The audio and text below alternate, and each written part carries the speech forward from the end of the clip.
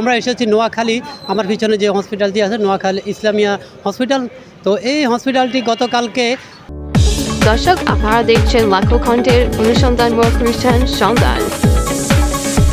আর নোয়াখালী জেলাতে যেই হসপিটালটি আছে এটার সিভিল সার্জন কর্তৃক বন্ধ করে দেওয়া হয়েছে, সিলগালা করা দেওয়া হয়েছে।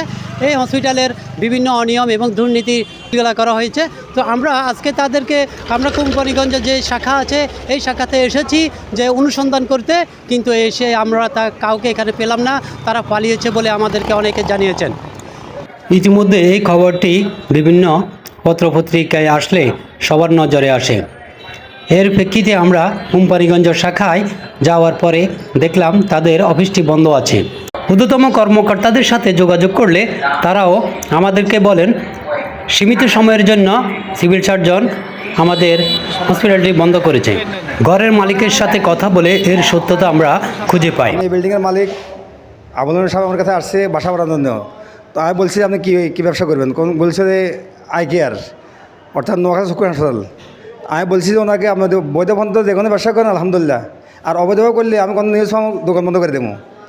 আমি গত পরশু দিনে আসছি এখানে বাটার লাগে, ওনাকে বলছে যে আপনি কিছুক্ষণ পরে আসেন। এখন আসছি বাটার লাগে, এখন আসছি আপনাকে পাইছি এখানে, আপনারা আসছেন ওদের বন্ধ করে দিয়েছেন বা সিল করেছেন, এখন শুনতে পারছি আমি। তো ইনশাল্লাহ উনি যদি পরে এখানে দোকান খুলতে হয় আমার সাথে পরামর্শ করে দোকান খুলবো আলহামদুলিল্লাহ।